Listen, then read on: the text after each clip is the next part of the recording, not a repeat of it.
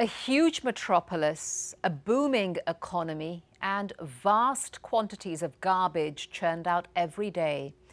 That's the dilemma facing Indonesia's capital, Jakarta.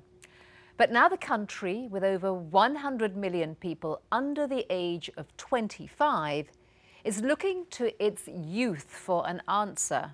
Can they shape a greener society? The problem: an environmental nightmare. 6,000 tons of garbage generated every day by one of the world's biggest megacities, Indonesia's capital, Jakarta. And no effective system to dispose of it all. The waste gathers in the rivers,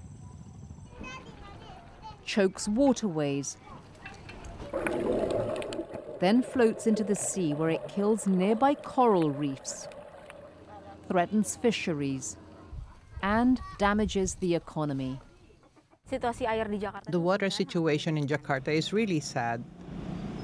19-year-old Claudia Van Nasution, also known as Odi, is a journalism student at the University of Indonesia and an environmental activist. Just one young person of thousands working to make the environment a priority in Indonesia. We have to work on changing our mindset. If teenagers get to know the issues, then we can keep the commitment to the environment going in the future. And there's an enormous youth population here to appeal to. More than 100 million Indonesians are under the age of 25. But how to reach them?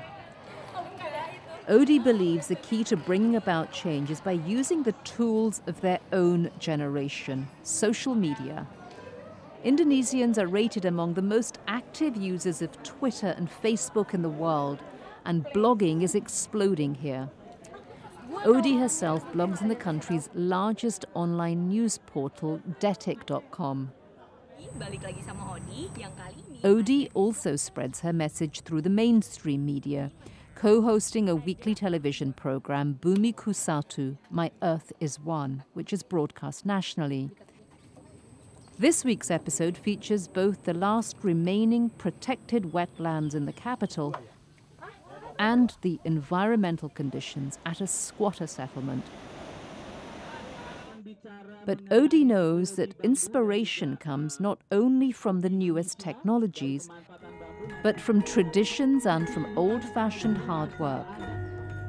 And so she features in her media reports this man, native Jakartan, Babe Eden, an expert in martial arts and an eco-warrior. Babe Eden nurtures 40 hectares of land just on the edge of the city. Babe Eden is number one. He doesn't have any formal training or education, but he's made a real difference to the environment. Nature is the heritage of our grandchildren.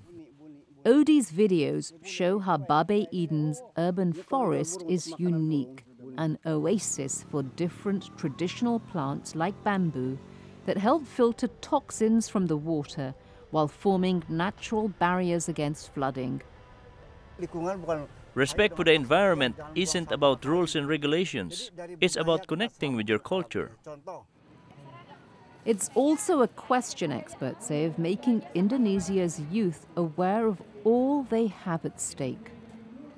The youth looks to the future. They want to know, where is my place? Will the future be bright?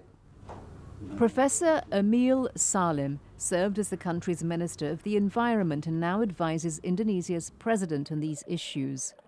How can we get more from the sea without destroying the content of the sea? How to get more from soil, from forest, without destroying the forest? The key answer is brain power, science and technology. And Odi and many other young Indonesians are providing that brain power through their work in media and through a project called Teens Go Green. Sparked by the United Nations 1992 Earth Summit, Teens Go Green draws students from 80 different schools across Indonesia. Its mission, to hone their knowledge and love of the environment through field trips and study programs. Give the youth a vision of a world that is still sustainable, that when the leaders will fade away, the youth, when they come up, will still see a bright future. Ensuring that bright future for Indonesia, the fourth largest country in the world, is an enormous task. But young people like Odi have made a bold start, and they believe the tide can be turned.